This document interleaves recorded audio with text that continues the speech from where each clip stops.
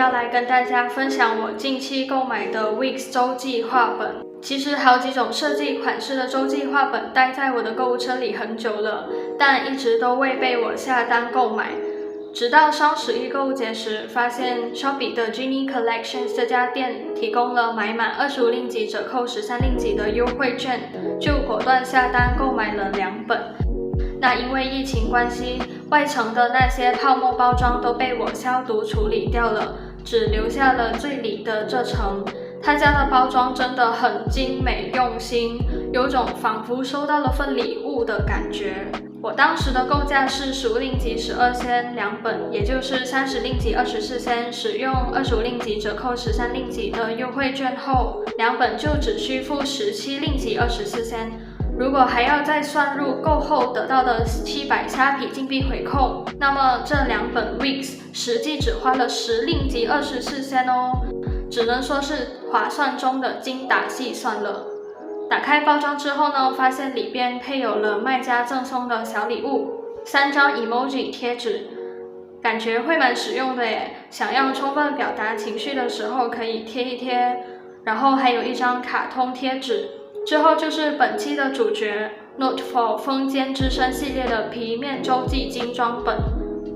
那它这个系列呢，共有4种的封面颜色，简约风的黑白以及复古风的棕绿。封面采用的是优质的 PU 面料，触感平滑，质感带点皮质的暗纹。我个人最看重喜欢的就是封面印有的烫金中文语录。我选择的这款唐中社的印有的是好好生活慢慢相遇，墨绿的这款则是印有人间一趟积极向上。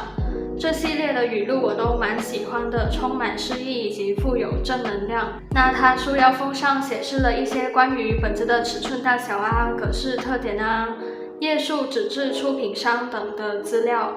打开书本后，往内折的书腰封上呢，则写有了它的周记画页的简单说明。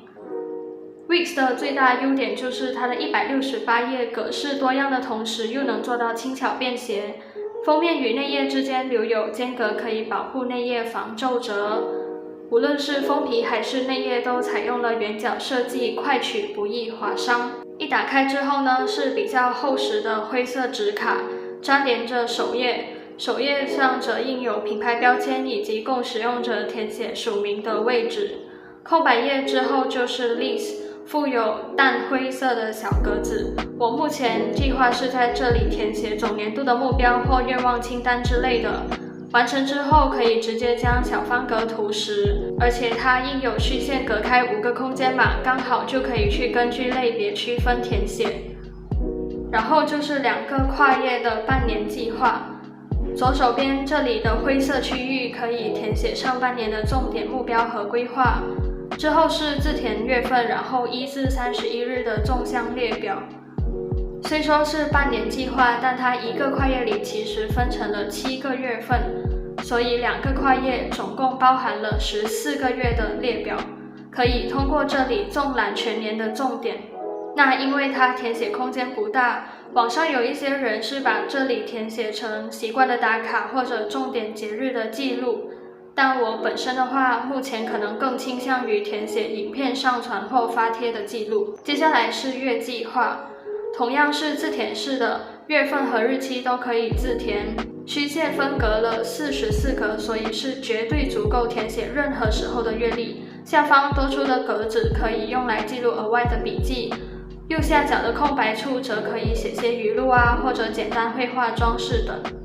左手边的一整列是空白的码，如果有像我一样习惯以日到6为1周的模式，就可以把最后一列的周日自行改移至第1列的位置。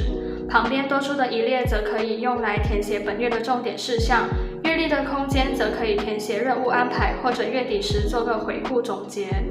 那它的月计划呢，是提供了12个月的跨页设计，足以我们使用1整年。然后就是来到周计划页，同样也是自填月份日期，我觉得这个特点是我非常看重的。自填的好处就是方便我们随时开始使用支持个性化使用手账的频率。那它就是用淡灰色的线条区分开了周1到周日7天。仔细看的话，会发现一个很贴心的设计，就是每个线条的中间位置，它都印有一个小小的点。如果要把它分隔成2个区域的话，就可以很快的区中划开。右边则是方格页，可以随心填写，做些简单拼贴。因为它的页面尺寸不算很大嘛，所以就特别适合像我这样的拼贴小白。左手边还可供我们填写53周的计划、日程安排等。像我搭配子弹笔记一起使用的话，就可以把需要特别细致化多步骤的任务在这里进行拆解，或者做些重要事情、感恩日志等的记录。然后是5个跨页式的项目管理页，也是自填项目名称、日期、项目目标等。最上边填写日期，然后左列表里填写细化之后的任务。空白处可填写数据，或者以看板的模式记录该任务进行的时长。下方灰色区域则可记录总结、复盘或笔记。最后就来到了20页的自由方格页，方格大小为5毫米。这里的格子对比月计划的方格，它的浅灰色会相对比较深一些，不过都是可接受的。它只配有了1条书签缎带，不过我觉得如果是2条的话可能会更好一些，因为它的月计划和周计划是分开的嘛，所以2条的话就可以个别标记使用。至于纸质的话是100克书写纸，呈护眼的淡米白色。我事先在后页做了笔刷测试，包含 Pentel Tombow Unicorn Daiso Unline 的软头笔，以及 Daiso 彩色笔、超时荧光笔的重复刷色，还有韩酷 U 屏12色 0.5 中性笔和点石复古色 0.5 中性笔的刷色测试。整体刷色下来，发现它的纸质承受能力蛮强的，只是这里透过来的小蓝点可以说是纯属意外吧。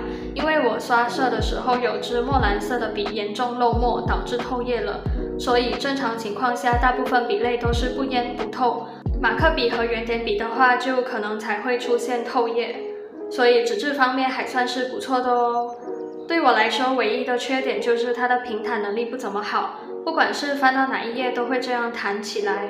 好在它是硬皮的，所以边压着书写也不会造成太过的不便。简单介绍完了之后，要来跟大家分享一个惊喜的小福利。我每次录制文具开箱时都会把卖家的链接放在下方资讯栏嘛，所以事先就会先询问卖家已得到许可。这次照惯例询问之后呢，卖家不但允许了，还提供了折扣代码 Ginny12 Jun 给观看我影片的你们，只需要按照步骤输入 code 就能成功兑换。在 Ginny Collections 这家店，至少消费25令吉起就可获得18%的现扣哦。优惠从12月1日起至12月31日，有兴趣的朋友们赶紧去兑换使用吧。